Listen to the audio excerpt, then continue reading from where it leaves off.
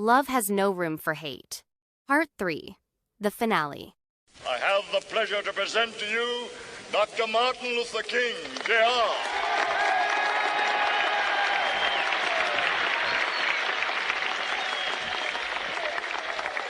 I am happy to join with you today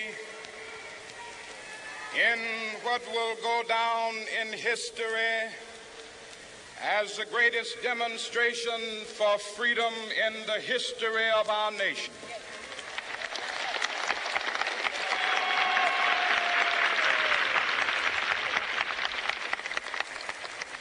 Five score years ago, a great American in whose symbolic shadow we stand today signed the Emancipation Proclamation.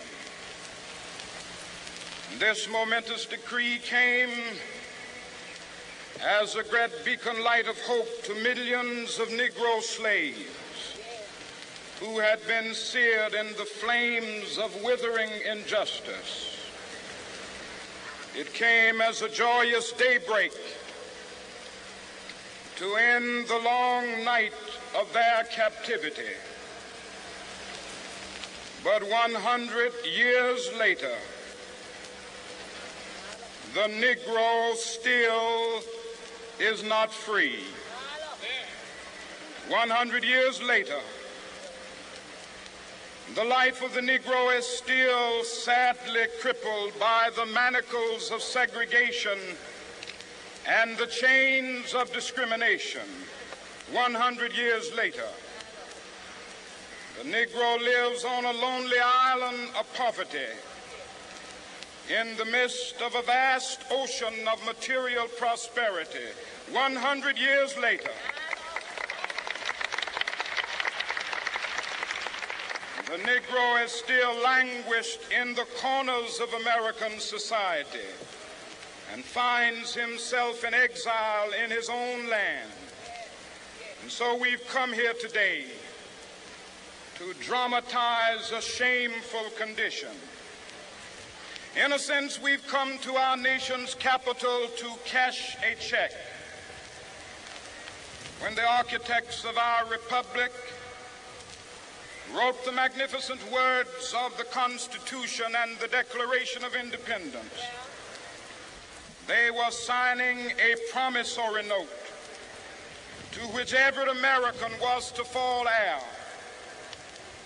This note was a promise that all men, yes, black men as well as white men, would be guaranteed the unalienable rights of life, liberty, and the pursuit of happiness.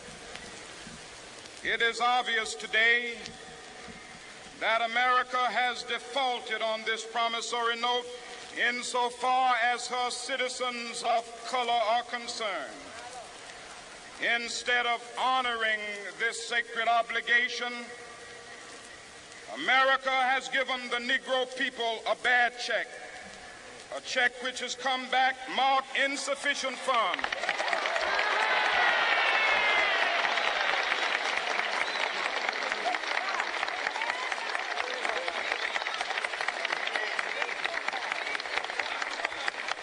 But we refuse to believe that the Bank of Justice is bankrupt. We refuse to believe that there are insufficient funds in the great vaults of opportunity of this nation. And so we've come to cash this check, a check that will give us upon demand the riches of freedom and the security of justice.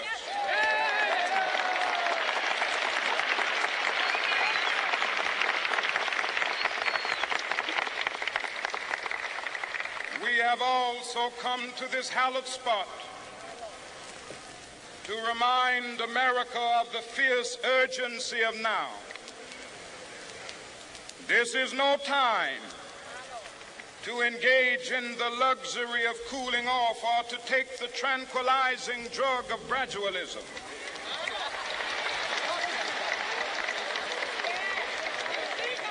Now is the time to make real the promises of democracy. Now is the time to rise from the dark and desolate valley of segregation to the sunlit path of racial justice. Now is the time to lift our nation from the quicksands of racial injustice to the solid rock of brotherhood. Now is the time to make justice a reality for all of God's children. It would be fatal for the nation to overlook the urgency of the moment. This sweltering summit of the Negro's legitimate discontent will not pass until that is an invigorating autumn of freedom and equality. 1963 is not an end, but a beginning. Those who hope that the Negro needed to blow off steam and will now be content will have a rude awakening if the nation returns to business as usual.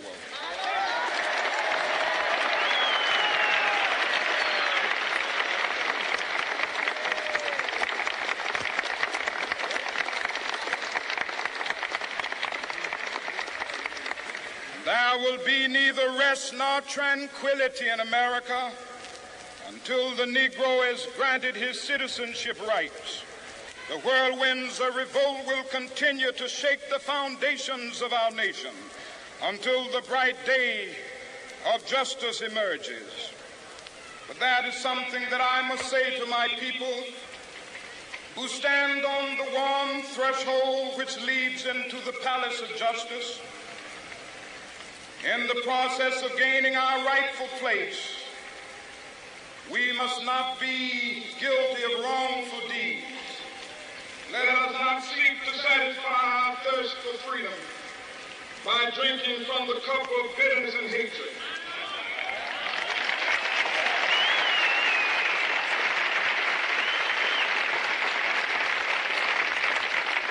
We must fail to conduct our struggle on the high plane of dignity and discipline.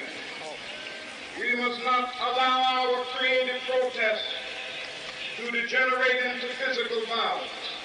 Again and again, we must rise to the majestic heights of meeting physical force with soul force. The marvelous new militancy which has engulfed the Negro community must not lead us to a distrust of all white people. For many of our white brothers, as evidenced by their presence here today, have come to realize that their destiny is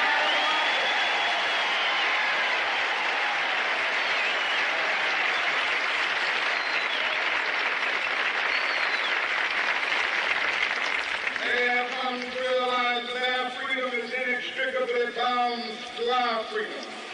We cannot walk alone. As we walk, we must make the pledge that we shall always march ahead. We cannot turn back. There are those who are asking the devotees of civil rights, when will you be satisfied? We can never be satisfied as long as the Negro is a victim of the unspeakable horrors of police brutality. We can never be satisfied as long as our body is heavy with the fatigue of travel, cannot gain lodging in the motels of the highways and the hotels of the city.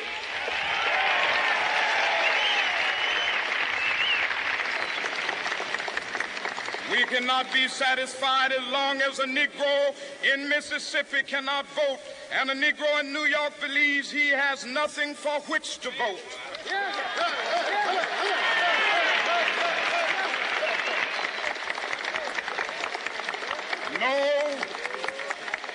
No, we are not satisfied, and we will not be satisfied until justice rolls down like waters and righteousness like a mighty stream.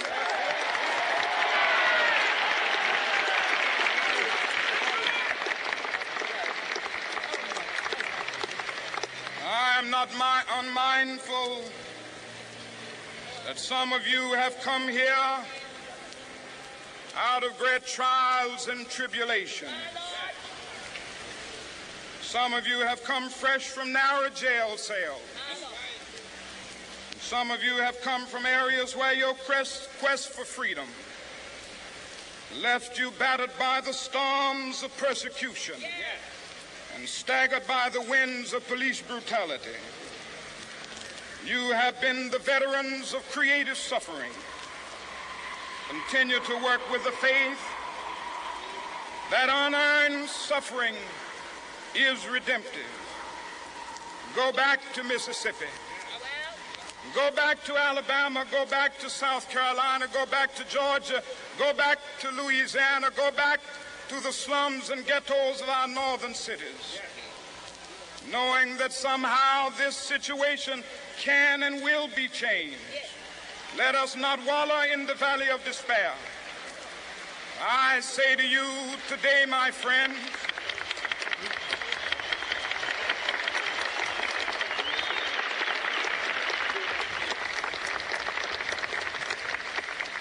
so even though we face the difficulties of today and tomorrow, I still have a dream.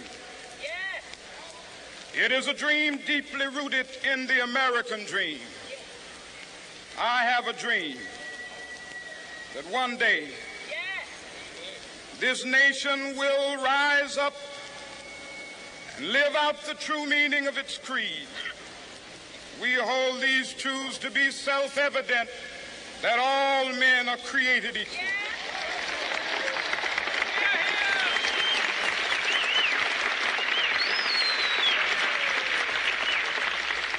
I have a dream that one day on the red hills of Georgia, the sons of former slaves and the sons of former slave owners will be able to sit down together at the table of brotherhood. I have a dream that one day, even the state of Mississippi, a state sweltering with the heat of injustice, sweltering with the heat of oppression, will be transformed into an oasis of freedom and justice. I have a dream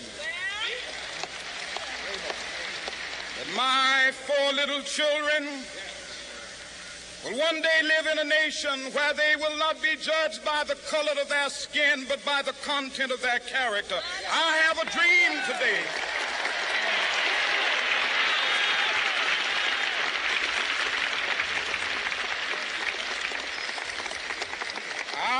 a dream that one day down in Alabama, with its vicious racists, with its governor having his lips dripping with the words of interposition and nullification, one day right there in Alabama, little black boys and black girls will be able to join hands with little white boys and white girls as sisters and brothers. I have a dream today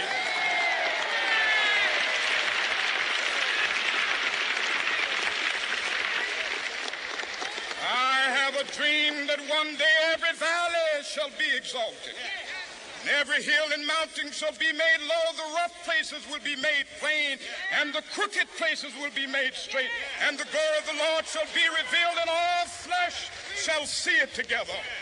This is our hope. This is a faith that I go back to the South with.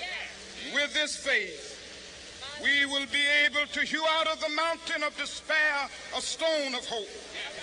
With this faith, we will be able to transform the jangling discords of our nation into a beautiful symphony of brotherhood. With this faith, we will be able to work together, to pray together, to struggle together, to go to jail together, to stand up for freedom together, knowing that we will be free one day. This will be the day. This will be the day when all of God's children will be able to sing with new meaning, "My country, tears of thee. Sweet land of liberty, of thee I sing. Land where my fathers died, land of the pilgrim's pride. From every mountainside, let freedom ring. And if America is to be a great nation, this must become true. And so let freedom ring. From the prodigious hilltops of New Hampshire, let freedom ring. From the mighty mountains of New York, let freedom ring from the heightening Alleghenies of Pennsylvania. Let freedom ring from the snow-capped Rockies of Colorado. Let freedom ring from the curvaceous slopes of California. But not only that, let freedom ring from Stone Mountain of Georgia. Let freedom ring from Lookout Mountain of Tennessee. Let freedom ring from every hill and molehill of Mississippi, from every mountainside. Let freedom ring, and when this happens,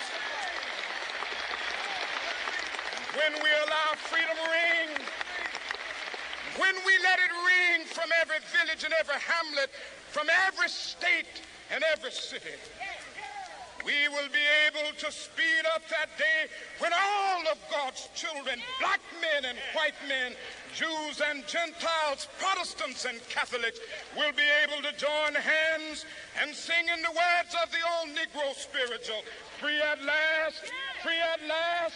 Thank God Almighty, we are free at last.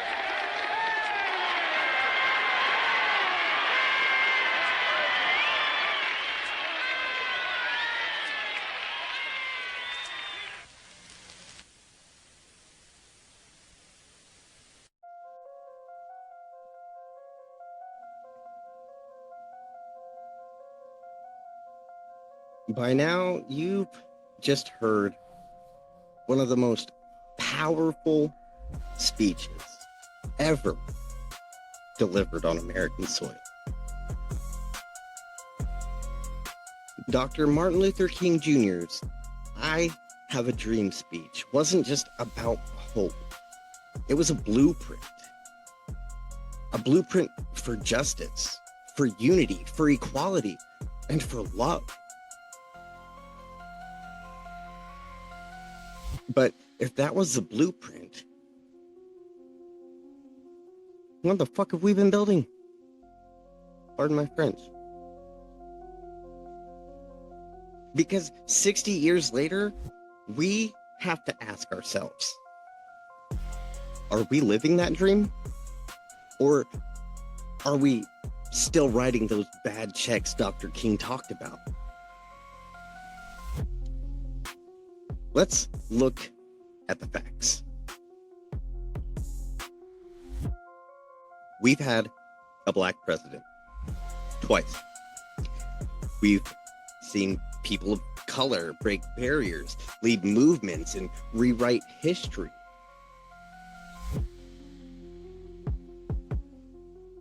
But we've also seen George Floyd. We've seen Breonna Taylor. We've seen Ahmaud Arbery.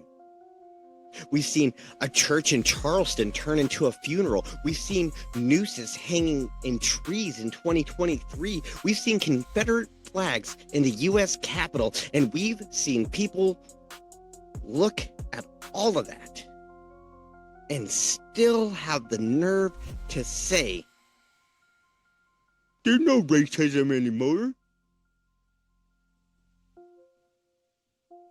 As if hate just packed a bag one day and left. We're living in a country where the same systems Dr. King marched against are still operating. They just have new names and updated business models. Redlining didn't vanish, it evolved. Mass incarceration didn't disappear, it became privatized. Voter suppression didn't die, it just got dressed in a suit and called election security. The dream hasn't died, but it's been bruised, beaten, mocked, exploited. It's been turned into a soundbite by people who don't even believe in it. And here's what I need every listener to understand. Dr. King's dream was not just his. It's ours now. And if we're not doing the work to live it out, then we're letting it rot. And we're letting him down.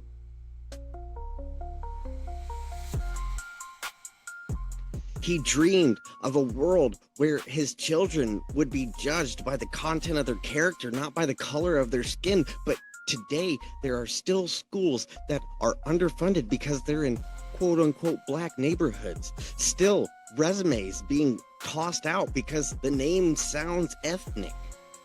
Still, people who hear the words Black Lives Matter and respond with All Lives Matter, as if that's a damn point. So where are we, America? Are we closer to that mountaintop that Dr. King saw? Or did we just decide to build a resort at the bottom and decide climbing was too hard?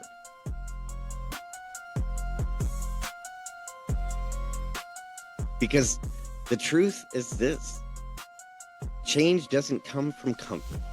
It comes from confrontation, from calling out injustice, from tearing down systems that were never meant to include us, from holding power accountable, especially when that power looks like you. This isn't just about remembering the dream. It's about honoring it with action. And if you're uncomfortable right now, good. That means your soul still works. So let's keep going.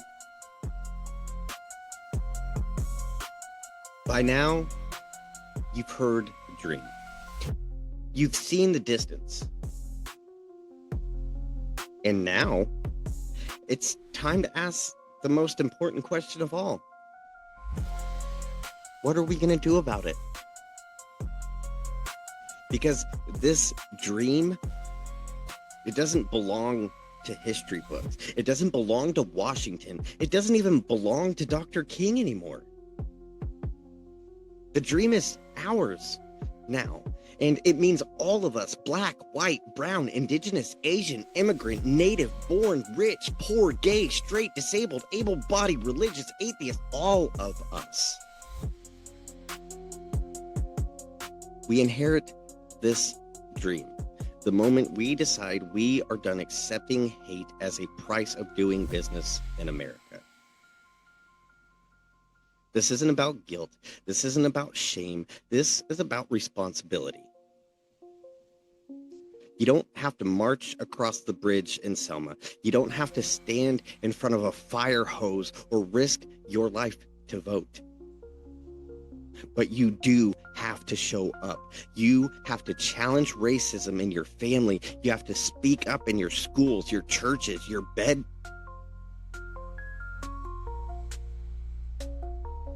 your boardrooms.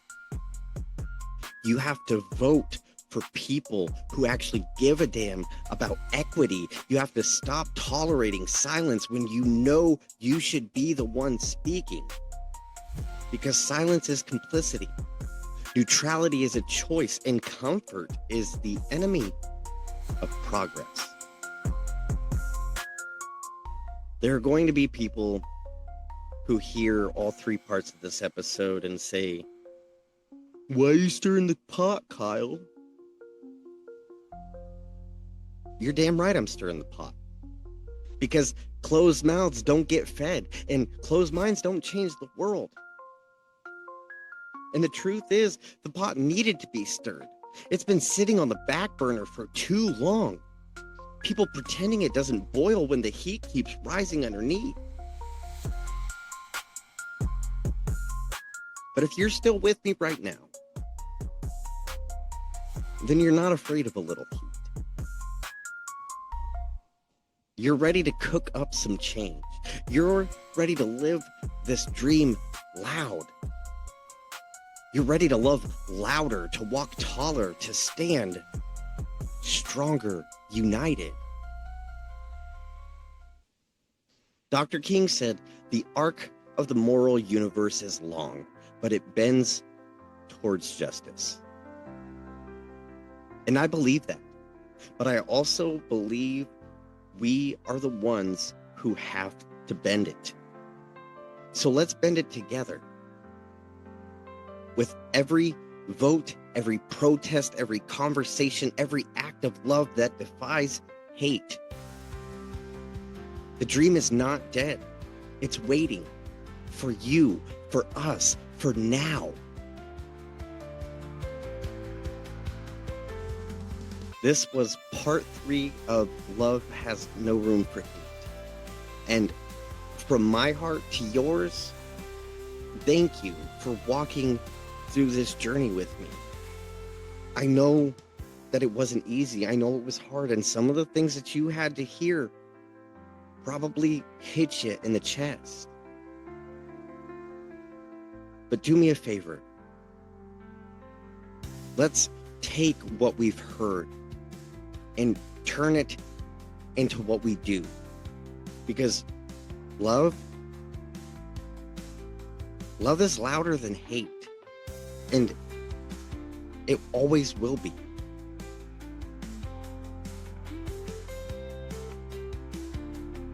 This episode of the Survivor Series was hosted by Kyle Fields, written and researched by Mary Rodriguez, and produced by One Love Media. All rights reserved. If you enjoyed this episode, be sure to follow us on social media and subscribe for future episodes. Until next time, stay safe and stay strong.